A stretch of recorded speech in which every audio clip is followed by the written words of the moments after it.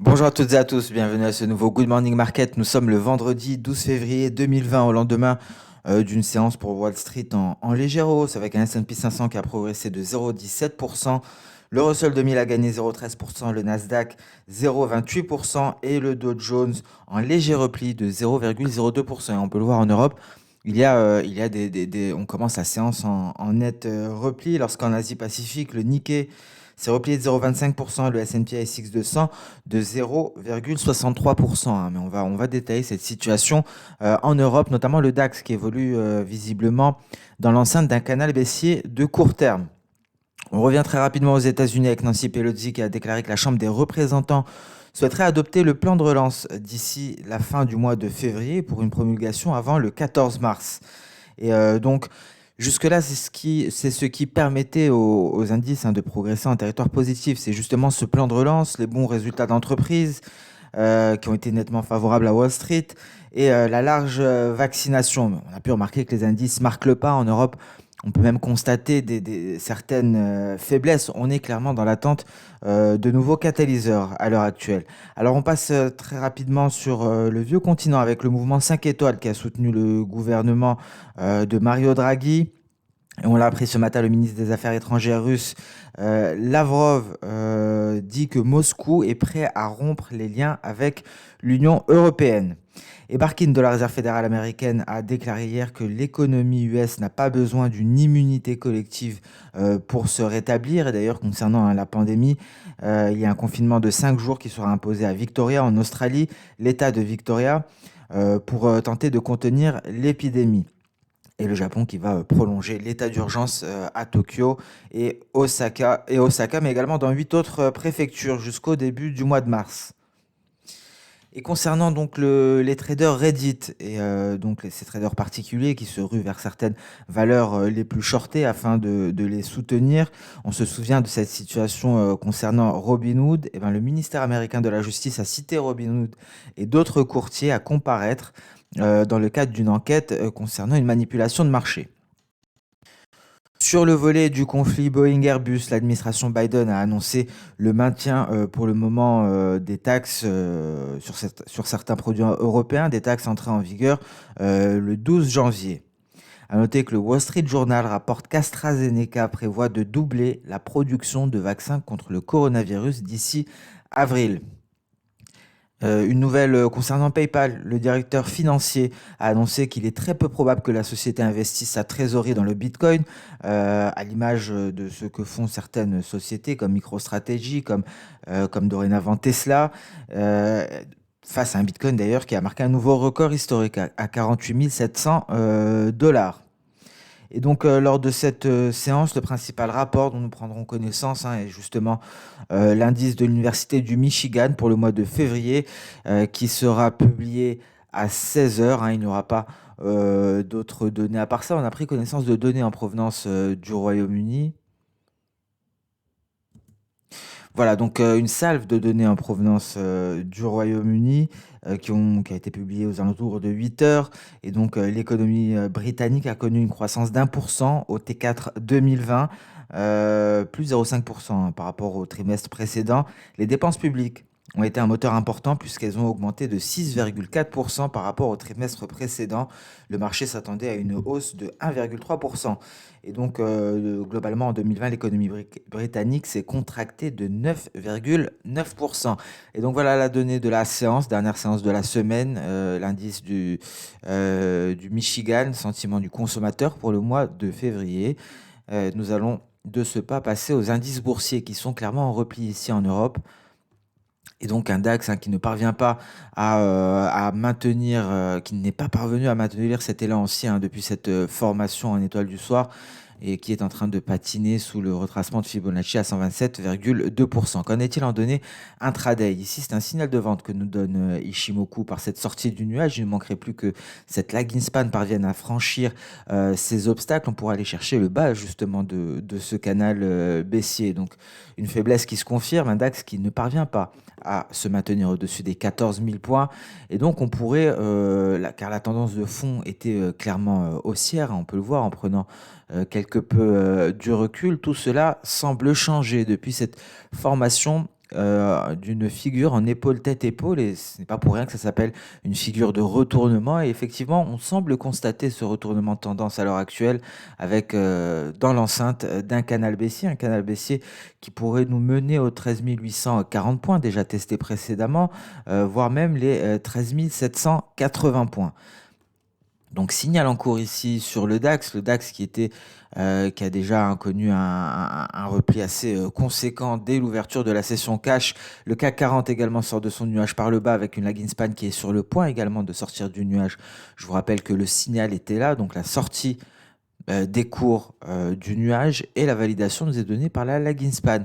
Cette droite qui représente les cours à la clôture dans le passé, retardée, et lorsque cette lagging span n'a plus d'obstacle, c'est la validation du signal qui avait été donné précédemment par les cours. Donc une baisse en ce début de séance en Europe avec des signaux même Ishimoku qui pourraient être validés. Le Nasdaq patine toujours, il est à 13 680 points. On a du mal ici à aller chercher un nouveau record historique à présent. Et peut-être une prochaine figure de retournement ici également pour le Nasdaq. Nous l'avons dit, un marché ne se retourne pas sans dessiner une figure. Et là, peut-être, on pourrait justement assister à ce genre de figure de retournement pour le Nasdaq. En tout cas, c'est l'Europe qui donne le ton, l'Europe qui se replie, et Wall Street, qui résistait bien jusqu'à présent, pourrait également se replier. Donc prudence aujourd'hui par rapport à Wall Street. Ce n'était pas le cas tout au long de cette semaine.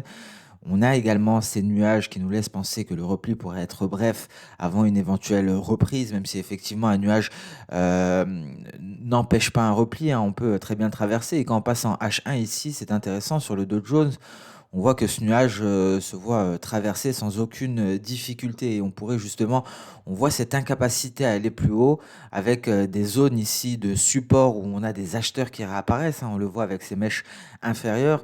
Si les vendeurs prennent la main sur les acheteurs qui sont ici dans cette zone de support, le repli pourrait être assez conséquent à Wall Street. Donc prudence également sur le Dow Jones, et c'est la même chose pour le S&P 500. On devine ici également une figure de retournement en H4, une figure de retournement qui sera beaucoup plus précise en données H1, on dirait une épaule tête-épaule. Elle n'est pas parfaite. Ici, en 30 minutes, elle est un peu plus précise. Donc, prudence. À Wall Street, on pourrait assister à des replis qui sont peut-être qui sont amorcés en Europe. En tout cas, on essaye d'invalider la sortie du nuage par le bas. Je retourne sur le DAX très rapidement car il y avait un mouvement baissier. On revient à présent sur le S&P 500. Et donc, on le voit, lorsqu'on va chercher plus bas sur les indices, que ce soit en Europe ou à Wall Street, on a des acheteurs qui tentent de reprendre la main, et c'est ce qui explique la formation de ces mèches inférieures. Le Russell 2000 également est légèrement sous pression et confirme justement ce constat que nous avons dressé sur les trois principaux indices à Wall Street. Le Bitcoin est allé marquer un nouveau record historique au-dessus des 47 000 dollars. Il est en train de temporiser à l'heure actuelle. Donc pour l'heure, pas de percée haussière tant qu'on ne s'affranchira pas ici du précédent record historique. Alors, rapide point sur Tilray. Tilray était la cible des traders Reddit du forum Wall Street Bet. Et ça nous rappelle un petit peu GameStop et AMC. On le voit, une forte volatilité, des hausses fulgurantes avant de se replier pour revenir à des cours plus ou moins normaux. Donc voilà encore un cas classique de raid d'achat des traders particuliers Reddit qui sont de retour sur le secteur du cannabis thérapeutique. On passe à présent sur les matières premières. On va débuter par le gold. Le gold qui a confirmé les hypothèses de repli ici en données journalières, mais c'était les données H4 qui nous donnaient le plus d'informations hier justement avec cette formation de canal baissier. Depuis qu'on avait eu un second point à ce niveau-là, ça nous permettait de déterminer la borne supérieure, et donc on se replie en direction du seuil psychologique des 1800 dollars. On a franchi le retracement de Fibonacci de 23,6%, et donc on pourrait aller chercher les 1780. On pourrait pourrait même aller plus bas, un niveau que l'on avait déterminé en journalier, les 1765 dollars l'once. Prudence hein, sur le métal jaune qui, après avoir touché cette oblique baissière, est en train de se replier, hein. Il a été incapable de se hisser au-dessus des 1850 dollars l'once. Pas de grand changement concernant le silver. Le platine s'est quelque peu retiré hein, de ses plus hauts de la semaine. Un platine qui a bien performé. Nous sommes ici en pullback hein, sur cette résistance qui avait été testée précédemment en août 2016. Donc léger pullback pour le moment, peut-être pour reprendre le rallye haussier et s'affranchir des 1285. Dernier rempart, je vous le rappelle, avant les 1515.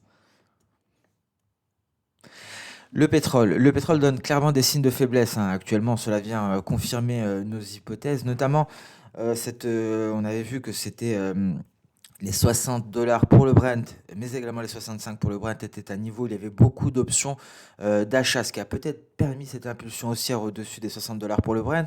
En tout cas, le WTI nous avait annoncé une ETE et donc un potentiel retournement. Ça a été validé. On a fait cette tentative hein, haussière ici qui a été directement invalidée. On a franchi la ligne de coup à 20 heures très précisément. Et là, on se dirige vers l'objectif théorique. On y va tout droit. L'objectif théorique qui était à 57,30 $. Alors donc on se rapproche de ces hypothèses, de l'hypothèse que l'on avait tenue justement hier. On pourrait rebondir sur cette oblique haussière, repartir à la hausse dans une dernière tentative qui nous ramènerait dans le nuage, peut-être ici aux alentours des 58,15 $ avant de repartir à la baisse.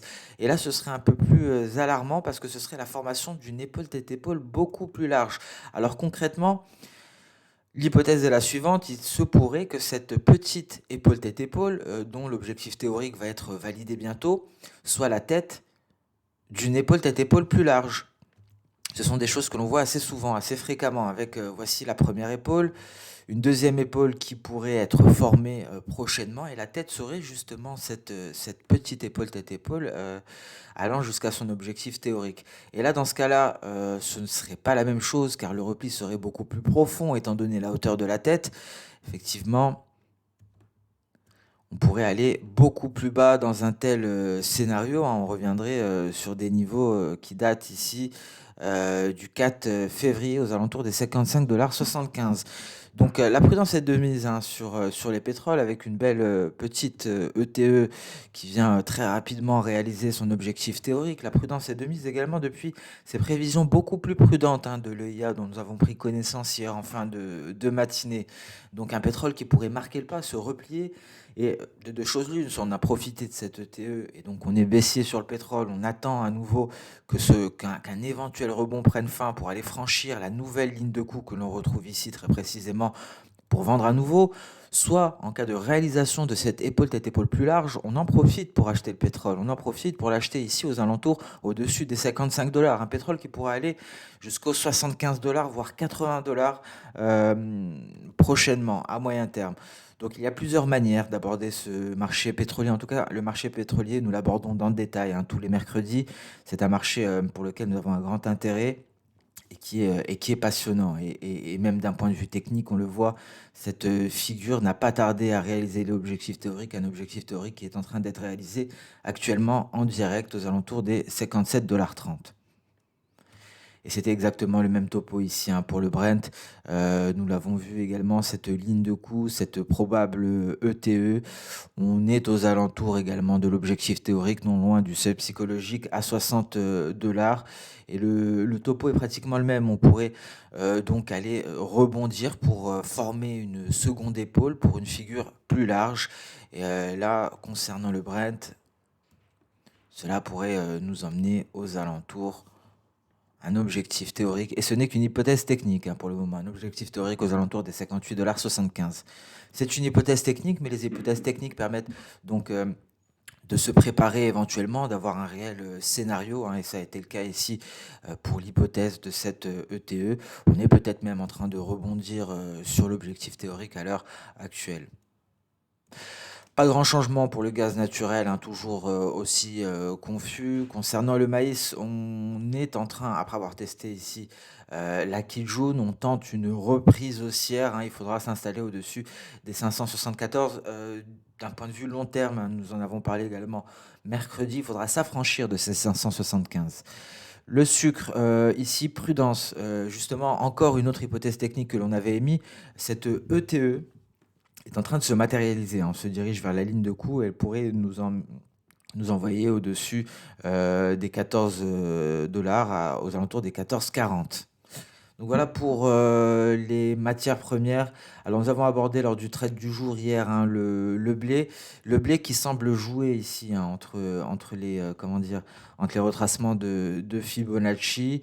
Et donc ce sont les températures extrêmement basses, hein, qui ont favorisé ici cette hausse.